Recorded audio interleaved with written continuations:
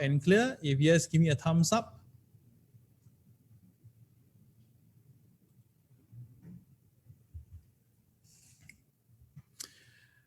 All right, good afternoon to all of you. Okay, indeed. Yes, England has won the Euro, not the cup, but they won Germany. Okay, indeed. Yes, indeed. Yeah, I watched the game. Honestly, the first 70 minutes is really boring. Really very terrible playing. I think Germany played a very lousy game. For the standard that they used to play, it was a very lousy game. It's a very, very lousy game. All right, don't you agree with me with that? Those who are football fans, do you agree with me that they played very lousy for Germany? Compared to what they used to play, I know how they played. I mean, this is really terrible. That was terrible. Okay. Yep. They could have destroyed England long time ago. Okay, but whatever it is, this is the final, and this is the final game outcome is 2-0 to England. All right, so the thing is for today, all right, today we are going to talk about this cryptocurrency, and it seems that the market is building up towards some potential upside. So let's just talk about it today. Okay. All right, today is the 30th of June, 2021, Wednesday. It is the afternoon MAO. All right, cryptocurrency and other markets. China is really getting serious, right? What China is getting serious?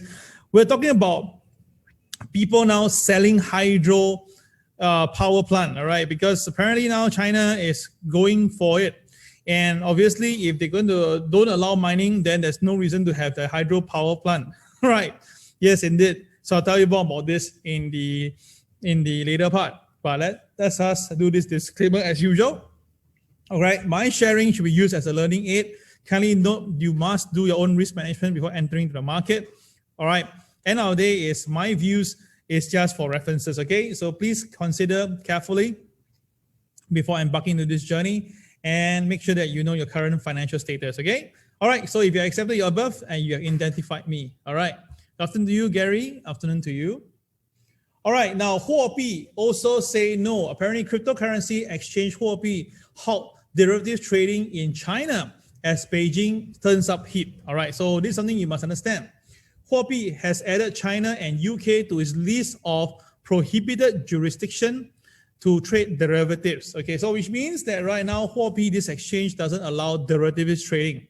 Okay, all right, this is really getting to follow like whatever is happening right now, to adhere to the warning, okay, by the Chinese government. All right, they suspended all this Bitcoin mining service and sales of cryptocurrency mining equipment in China. All right, so Huobi is one of the biggest cryptocurrency exchange. All right, they doesn't allow derivatives trading, and of course anything that's to do with Bitcoin and digital tokens. All right, so the more they do this itself, right, I kind of believe that the price will go higher. And in truth be told now, you can see that, right, the crypto market is recovering. Yeah, indeed. Don't you realize that? Right, initially when they came in to clamp down, yeah, we saw the cryptocurrency market coming down. But I've said in the last few MAOs, I said that, right, the more they do this, the price will actually goes up. And you notice that, right? So those who remember that I said this, can you keep the word REM? Remember that I told you guys that the more they do this climbing down, the more the price will go higher. All right, remember that? If yes, please key the word REM for me, okay? All right, now because Huobi now, they cut the leverage of trading from initial 125 times to now only 5 times. So that is the reason why if your broker that you're using right now, right, is giving you like 100 times leverage, right, seriously, you know that there's a problem with your broker, because with more and more exchanges following this protocol, right, it's going to be very difficult to get 100 times leverage. So the common is about 10 to 20, if not maximum 30, okay? If your broker is still giving you 100 times leverage for cryptocurrency, right, then I can only tell you that likely your broker did not follow some regulation. But okay, I will not comment on that. You should know what I'm trying to say. Okay, so basically, right, this is the move to make sure that they comply to the Beijing crackdown, okay? And of course, they are also following what happened to BTC China. It's the first exchange to have done that and to leave based on the Beijing cryptocurrency crackdown. And of course, they are saying that they will invest in other blockchain related business. All right. And, Bank of China, they ensure that they will make sure they follow what the Chinese government says. Okay. And also there are 4 state-owned commercial banks and Ant Group owned by mobile payment, Alipay, also cut off all transaction linked to Bitcoin. All right. So in short, okay, in Chinese, they say "feng sa." Okay, they just make sure that you don't allow you to do any more crypto mining, or trading in a way with inside China. But you must understand, they are not banning cryptocurrency. This is something that you must understand. There's a difference here. Don't allow mining doesn't mean you're going to ban it. Okay, that's something you must understand. Derivative trading is because they don't want people to basically, buy, sell, and get hit and get hurt by the market volatility. All right, there's a very big difference here. They're not banning cryptocurrency. Yeah, this is something that is misunderstood. Okay. All right. So indeed, Eugene, you asked a good question. Whether or not, right, is this a good thing for investors? To my opinion, is good. Okay, because in short, right, lesser mining. Okay, that means that if the Chinese side are not mining much, right, the rest of the world can continue to mine. All right. And because of them not mining that much itself, right, they so-called, they won't be able to keep most of it. So to me, long haul is good. Okay, the long haul is good. All right, but the near term, there'll be down volatility, which we already saw it already. So that's why I think overall should be okay. All right, so you can see that this is the hydropower. You can see that really is happening right now in China. Now, China back then, they have been using this to get their so-called energy, right? So after cryptocurrency mining rig sales, small hydropower stations are now for sale on e-commerce site. Okay, this is Xianyu. So apparently, right, the price of small hydropower stations have dropped amid crackdown as Bitcoin miners head for exits in China. Yeah, because now without the need for that, there's no reason to get these hydropower plants. And because of that itself, right, you can see that this is getting very, very serious. They are really wanting to, people who are in China are all getting up because they know they cannot play with that. When the CCP comes in, right, they give you no chance one, right? Remember that? That's how they do all the vice attacks back then. They also do the crackdown or the so-called bribery of all the officials, all right? We know that. But the point is this, right? China viewed BTC possibly representing a dollar as a threat to the digital yuan. Well, there is some part of it, Fred. So I basically, right, yeah, referring to cut down derivative trading. Well, derivative trading, if they cut down, it's okay because I can tell you this, internally may not able to do that, right? But I'm sure many Chinese know how to enroute this to go out and trade outside China.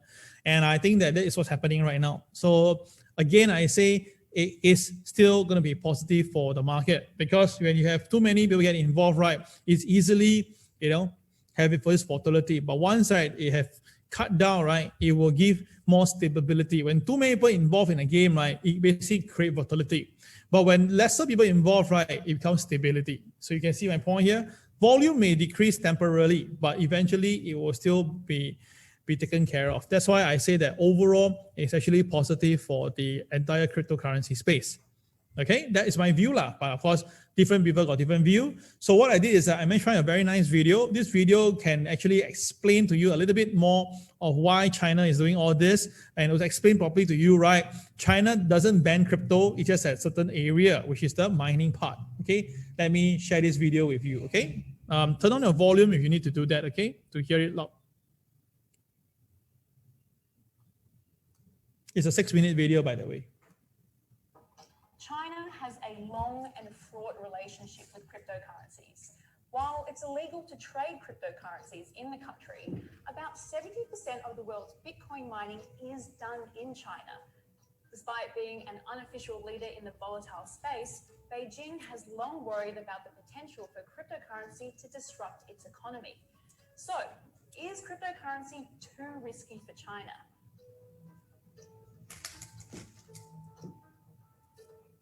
Cryptocurrency is a digital or virtual form of currency.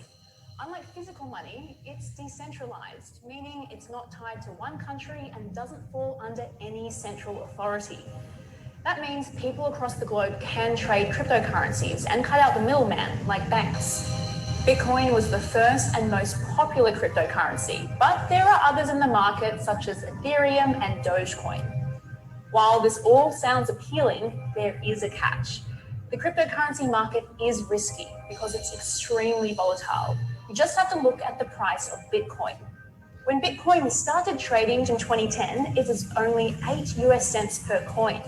By April 2021, however, it peaked at nearly 65,000 US dollars per coin. But it's not always an upwards trajectory. Bitcoin's value can change by thousands of dollars in a matter of minutes and could have a ripple effect on the rest of the market. In May, about 1 trillion US dollars was briefly wiped off the market after China announced a tougher ban on banks and payment companies offering crypto-related services. Price volatility can also be exacerbated by comments from people like US billionaire Elon Musk. In May, he said Tesla would no longer accept Bitcoin because of the large carbon footprint created when mining or creating the coins. Subsequently, the currency plunged by more than 10%.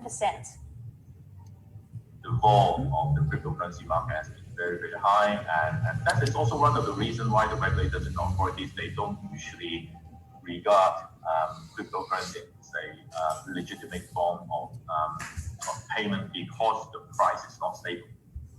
So, the big question, is cryptocurrency too risky for China? The simple answer is yes. The government has always taken a firm line on cryptocurrencies, going back to when it first banned Chinese banks from dealing in Bitcoin in late 2013. The same year, the currency really started to gain traction in the country.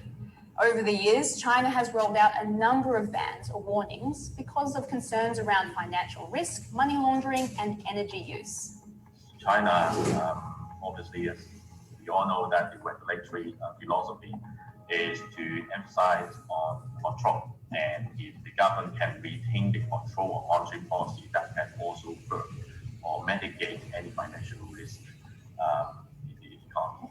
As it stands, the country maintains a blanket ban on the trading of any cryptocurrencies, but individuals can still own virtual currencies like Bitcoin. China was and still is a leader in the world of Bitcoin mining, even with the government's best efforts to crack down on it. Despite the tightening of restrictions, the recent growth of the market and the buying frenzies have enticed many Chinese investors to buy cryptocurrencies. And this is a worry for the government. So what exactly is China afraid of? Cryptocurrency is viewed as high risk and is a concern because China uses its big banks and tight control over the national currency to maintain economic stability. By not being tied to its central bank, cryptocurrency exists outside the control of China, and Beijing doesn't want to lose control of its capital flow. The Chinese authorities are afraid about, the cryptocurrency can be a means for capital outflow, because that is, bypassing the cross-border control and the cross-border payment structures. China has said recent wild swings in the currency prices seriously violate people's asset safety and disrupt normal economic and financial order. Basically, the fear is that cryptocurrency might be seen in the future as a threat to the existing financial infrastructure of the country and the sovereignty of its national currency, the yuan. I would not be surprised, if the next stage they see that cryptocurrency eventually becomes a threat to the existing financial structure. I believe that even banning more the blanket style of restriction will not be surprised to me. This isn't the only time that state regulators have stepped in when things seem too risky. In recent years, Chinese regulators have cracked down on peer-to-peer lending and multi-level marketing schemes. They've also introduced measures to cool Gen Z appetites for buying things on credit. Regulators are basically ready to step in whenever a growing industry, in their eyes, poses a threat to the stability of the country's economy. And that's a big part of why cryptocurrency remains such a concern for the central bank. It might be a statement, or the authorities want to make a statement that they don't really want Chinese citizens to trade and to expose themselves on the risk. One of the earlier regulations talk about the risk of Bitcoin, a very specific term pointing to this cryptocurrency. But then another one later on it's about virtual currencies. This can well summarize, what the regulators think about or to safeguard, the renminbi, the sovereign currency, as the only legitimate means for payment. Beijing is also developing its own digital currency. It's the first major economy to do so in 2014, with trials of the digital yuan being run in several cities this year. Unlike cryptocurrencies, China's sovereign digital yuan would fall under the authority of the central bank, allowing Beijing to maintain control of the flow of money in and out of the country.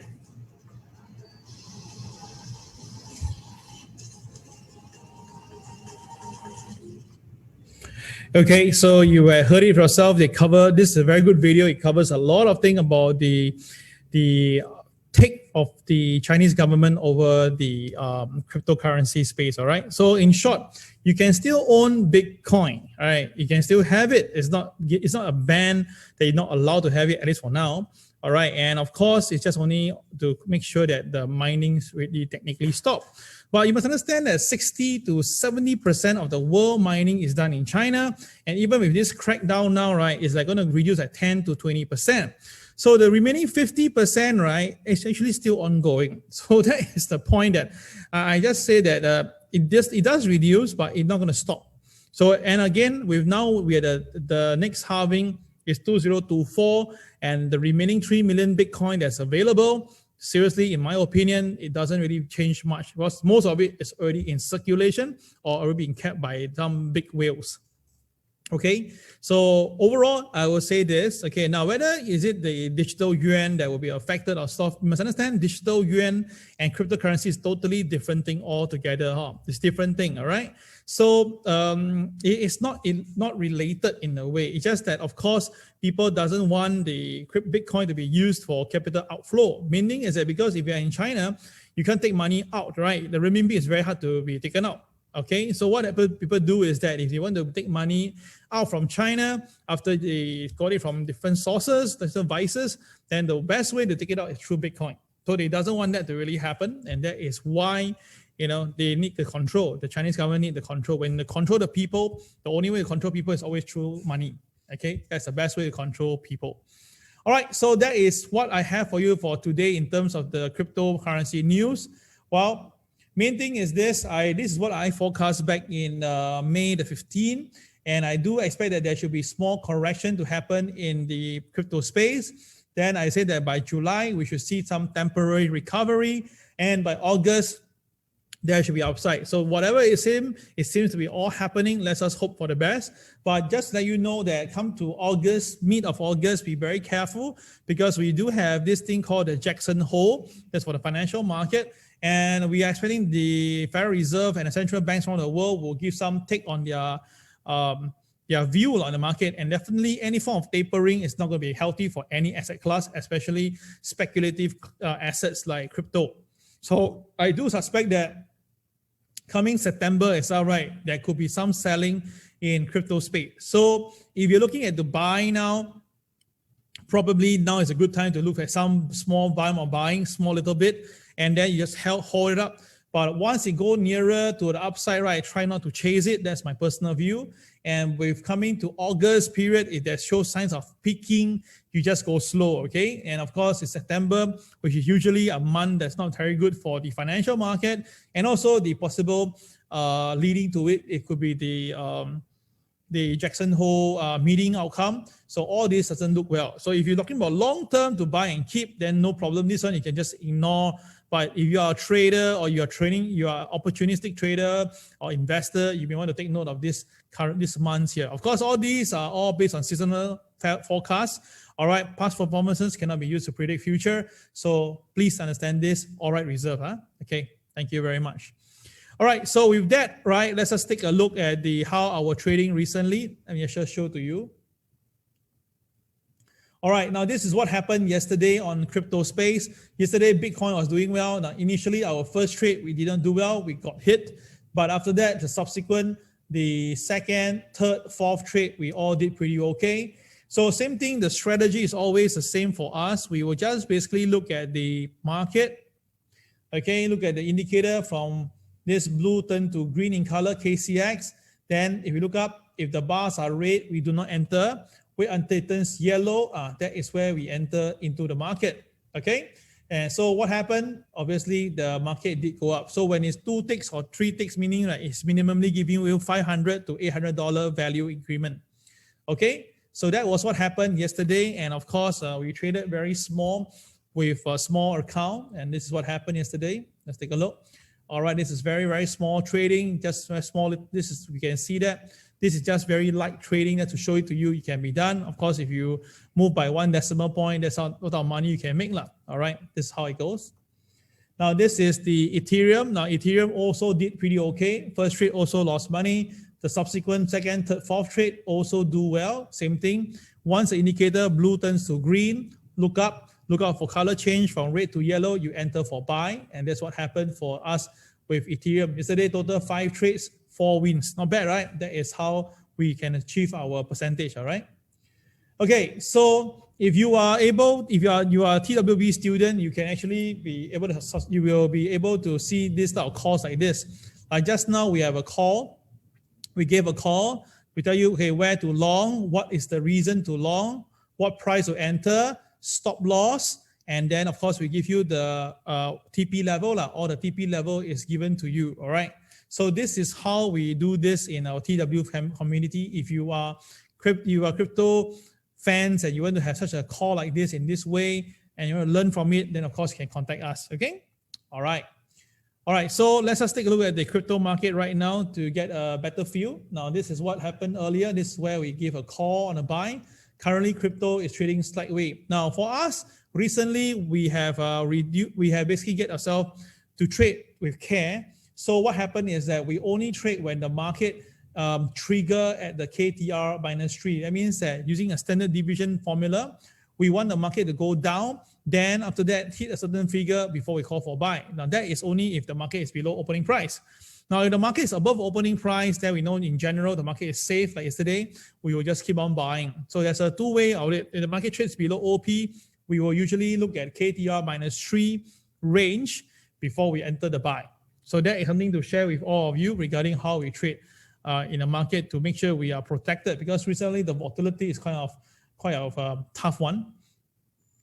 Now you can see that this is the Bitcoin. Yesterday, Bitcoin went up, right? But that after yesterday, it hit past to about 36,600. Today gave back some of the gains. So of course, if this stays this color, that means that if it stays red, that means that right there is a possibility for it to come back down for crypto. Okay, for Bitcoin, it's possible for it to come back down to $31,500 again if it stays down.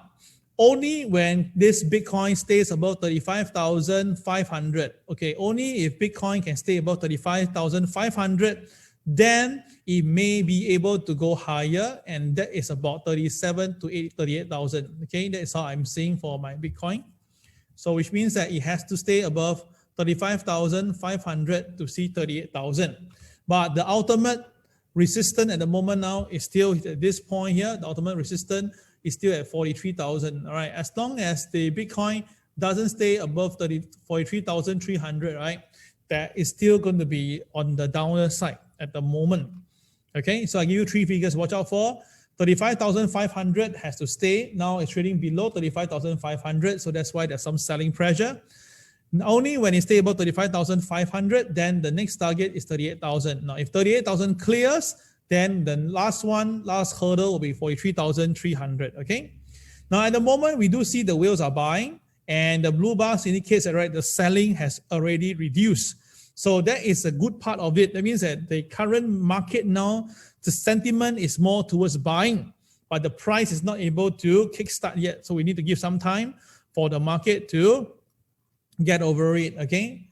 All right. But long term, you can see the chart right now. This is the longer term chart on the Bitcoin.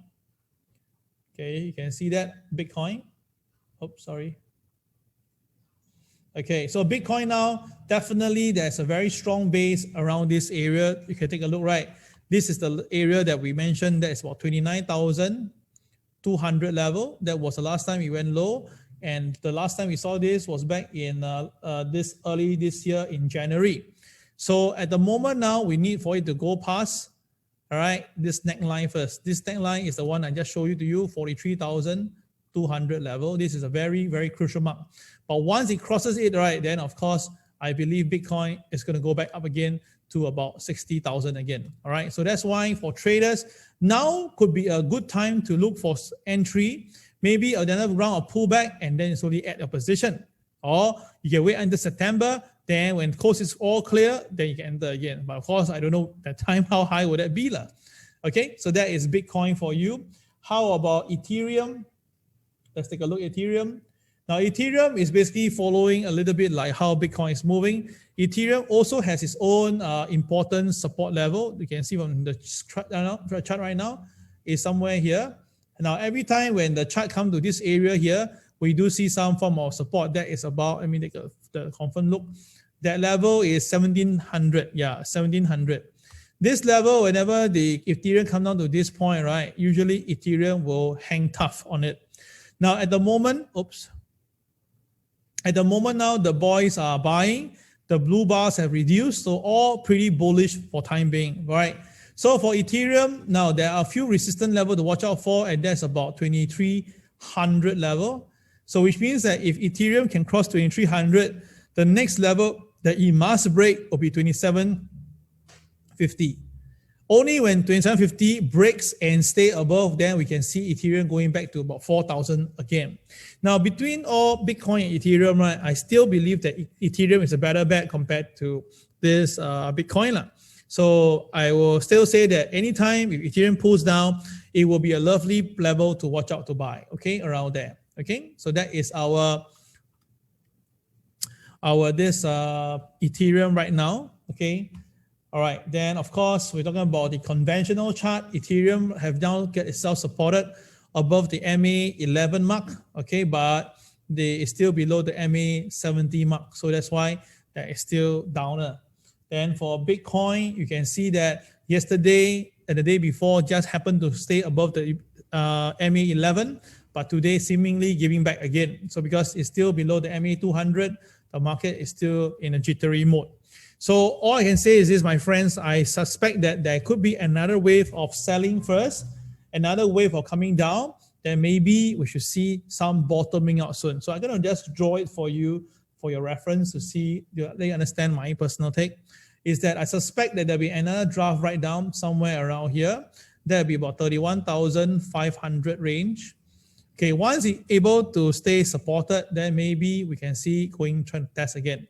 So at the moment now, right, for us trading intraday Bitcoin, we don't mind trading it, but if you're talking about buy and hold, at this point right now, I don't think it's a good level. Maybe when it dropped to 31,500, then maybe you can try again. But of course, if it's this is the BNB, which we call as a BNB, it's a big movement bar. Now this entire range is about 4,000. So if the market loses this point here, right, 31,400, that means that there is a possibility for Bitcoin to come down to 27,500 range, okay? All right, now if the Bitcoin do come down to 27,500, right, this area will be a very good point to buy Bitcoin, right? So 27,500, the last time the low, if I didn't get it wrongly, the last time the low is about 28,780. So I suspect that there could be just one more plunge down to 27,500 to basically settle everything. All right, so traders, you can watch out for 27,500, okay, for Bitcoin. Okay, all right, so that is the Bitcoin for Bitcoin and Ethereum forecast. Okay, let's look at the financial market, a quick one before we end this afternoon MAO. Okay, moment. Okay, now for today's Dow Jones today, there's no pivot point, right? So the KSI is red. So likely the Dow Jones, as long as they stay below OP, there could be some selling because yesterday was a doji day. Normally doji day, the next day is a directional day, but at the moment now it's kind of flat at the opening price. So likely we'll wait for ADP numbers before we can get anything out of it. Then for the NASDAQ, now today, the NASDAQ, I kind of said that NASDAQ may see some profit taking soon. So it's off a little bit off the opening price, but still too early to call. S&P 500 also, I suspect that S&P 500 may pull back to 42.87 level. because now the KSI is red in color, meaning the boys are actually more towards the sell side. Now, Hong Kong today got hit very badly. Hong Kong today, this morning, opened, gap up slightly, and then it's now coming down. It went below the pivot 1. So if we stay below pivot 1, right, there is a possibility for Hong Kong to come down all the way to 28,530 range.